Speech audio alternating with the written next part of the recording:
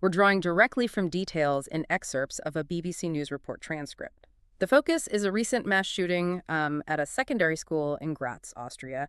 Our mission really is to unpack the specific facts and the context that this particular report gives us.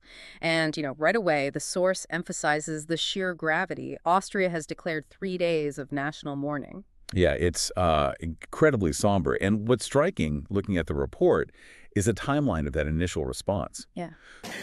Well, let me start with the absolutely horrible and tragic news that we've just heard regarding events in a school in Graz, in Austria. We would like to offer our deepest condolences to the families of the victims and the entire city of Graz, and we stand together in mourning and while we seek clarity in the wake of this horrible event in a school.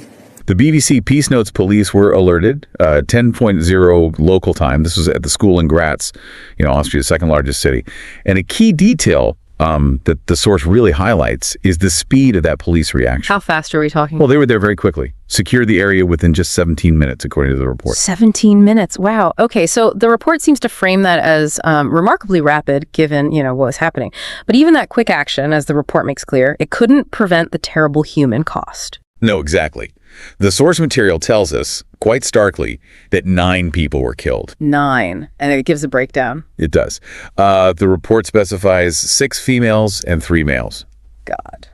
And that's not all, is it? There were injuries, too. That's right. The tragedy is compounded. The report notes 12 other people were injured. And the source details that many are being treated, in local hospitals. Some are described as severely injured. Severely injured. Is there any more detail on that in the report? Well, there's one specific grim detail mentioned in some reports, which the source references. It suggests that a number of those injured had wounds, specifically to their legs, which might imply, the shooter perhaps targeted them there intentionally. That's horrifying. The scene described in the report, it just sounds absolutely harrowing. The source talks about the school being evacuated very quickly, students taken to a hall first. Yes, for care initially, and then moved somewhere else for those incredibly difficult reunions with parents.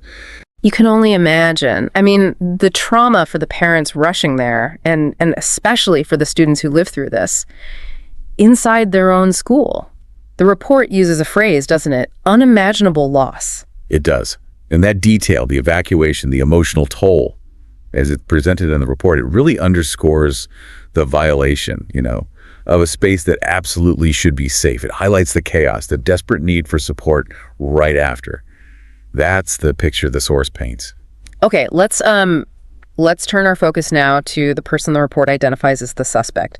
The source says he's a 21-year-old Austrian man. Yes. And a significant detail the BBC report includes is his connection to the school itself. He was apparently a former pupil. A former pupil. Did he graduate? Well, it's understood he hadn't completed his studies there. That's what the report indicates. The source material also notes his background, Austrian citizen from the area around Graz. And what happened to him? What does the report say? According to the report, his fate is, he's believed to have killed himself in a bathroom at the scene. Okay. Now, this next detail, as it's presented in the source, this feels like where the report immediately raises some big questions. The suspect is said to have had 2 guns, used them in the attack. Yes, 2 guns. And the report makes a very specific point here, doesn't it, about where they came from? It does. It states quite clearly both weapons were owned legally by the suspect. Legally owned. Mm-hmm. And that specific fact, highlighted right there by the source, it immediately brings the whole conversation to the context of, gun laws in Austria.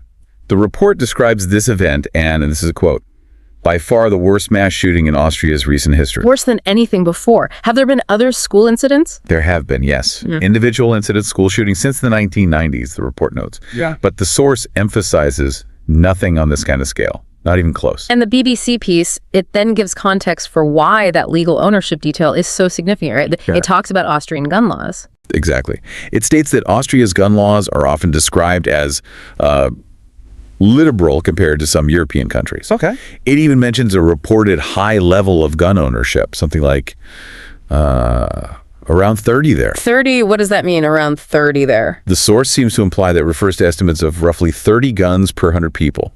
It points to a relatively high ownership rate. Okay, so liberal laws compared to some neighbors, high ownership rate. And then this happens with legally owned guns. Precisely. And that's why the report notes that many questions will likely be asked now about the state of Austria's gun laws. It's unavoidable. And to give some perspective, the source offers a comparison point. Oh, yeah. The worst similar incident in recent years, before this, was apparently back in 2020 in Vienna. That involved a known jihadist, the report says, and killed 4 people. 4 people. So this Graz event, as the report details it, is significantly larger in scale. Much larger, yes. Okay, let's shift to the official response. The report includes statements from Austrian officials, I assume. Yes, it does.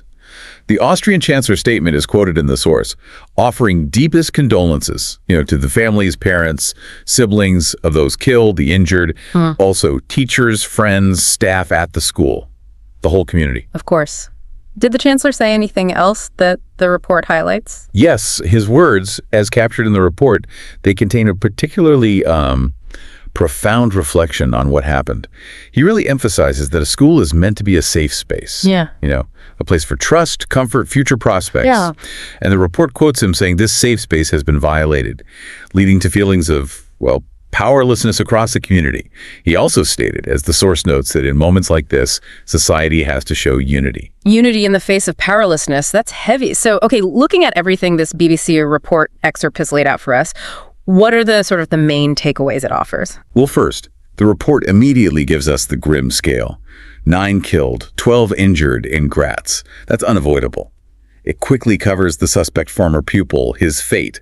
It definitely highlights the speed of the police response, that 17 minutes. But perhaps the most pointed detail, the thing the report really seems to emphasize, is about the weapons. The fact that they were legally owned. Exactly. Their legal ownership, framing it within the context of Austria's gun laws, which, as the source describes them, are liberal compared to some other European nations. Right. So understanding these specific details as they're presented by this source material, it's crucial. It helps grasp the immediate impact, obviously, but also the fundamental questions it triggered, especially around, weapon ownership and the security of places we just assume are safe, like schools. Yeah, it really forces you to consider attention the report itself seems to highlight, maybe implicitly. Think about it. The source material makes a point of stating the weapons used in this horrific violation were legally owned. And that's placed right alongside the chancellor's quoted statement about a school being a foundational safe space that was just utterly breached. Yeah. The report, just by presenting those facts together, it kind of leaves you right there, doesn't it? With that core tension. How can that level of violence with legally owned weapons happen in a space that's meant to be inviolable? That's really the question the source material immediately puts right in front of us.